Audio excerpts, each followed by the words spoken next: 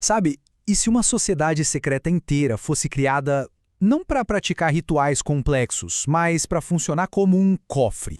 Um cofre protegendo uma única e antiga doutrina. Pois é, essa é a história por trás do rito escocês retificado. E é hoje que a gente vai tentar abrir esse cofre e dar uma olhada no segredo que ele foi feito para guardar. Bom, vamos lá. A jornada começa exatamente aqui, com essa menção de um segredo especial, um propósito que foi herdado de uma outra ordem, uma ordem bem misteriosa. Mas que segredo é esse, afinal? E por que ele era tão importante, mas tão importante, que foi preciso criar um sistema inteiro só para protegê-lo? É isso que a gente vai tentar entender agora. Então, para a gente entender que segredo é esse, a gente precisa voltar lá na fonte, sabe? Num encontro que acabou mudando completamente o rumo da história esotérica. Foi ali que começou essa jornada incrível de preservação. E essa fonte, ela tem nome. Na verdade, tem dois nomes. A história toda começa com um mestre que carregava uma doutrina muito única e o discípulo dedicado que, no fim das contas, se tornaria o guardião disso tudo para a posteridade. E o que é impressionante aqui é a velocidade com que tudo acontece. É quase um piscar de olhos, se a gente pensar em termos históricos, são só 7 anos. Em 7 anos, uma doutrina inteira, super profunda, é transmitida de um para o outro. Pensa só, em 1767, o William Morse encontra aquilo que ele estava buscando. E aí, de repente, em 1774, ele se vê com essa responsabilidade gigante de proteger todo esse legado. E no coração disso tudo, no centro mesmo, está esse conceito, reintegração.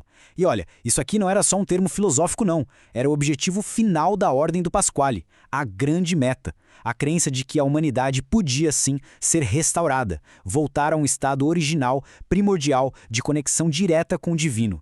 Uma ideia que, vamos combinar, conversa muito com aquele anseio que todo mundo tem por propósito, por reconexão, né? Pois é. E a Ordem do Pasquale não era um clubinho de estudos, entende?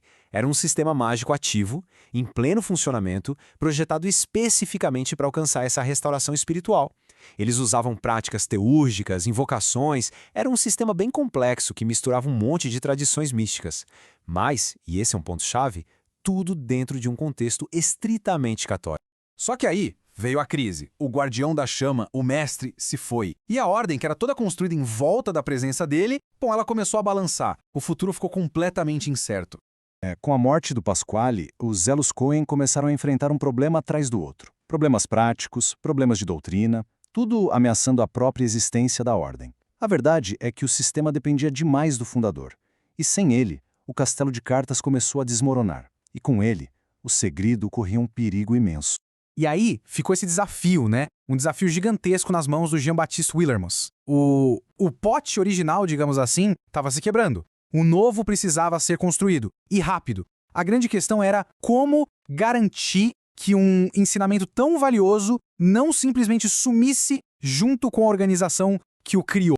A resposta que Willermus encontrou para esse desafio foi, sinceramente, genial. Ele teve uma sacada. Ele percebeu que tentar salvar o método dos Zelos Cohen não ia levar a lugar nenhum. Era inútil. Mas a doutrina era valiosa demais para se perder. Então ele bolou um plano para construir um novo recipiente. Um que fosse bem mais resistente. É importante notar isso. Ele não tentou reviver a ordem antiga. Não era essa a ideia. Em vez disso, ele criou uma estrutura completamente nova e estável, que é o rito escocês retificado. E essa estrutura serviria como uma espécie de arca protetora para a doutrina. Foi um ato de preservação, não de ressurreição. Ele não queria trazer o corpo de volta à vida, ele queria salvar a alma. E essa comparação aqui deixa a genialidade da solução do Williams ainda mais clara. Ele mudou o foco. Tirou da cerimônia externa e colocou na conservação interna.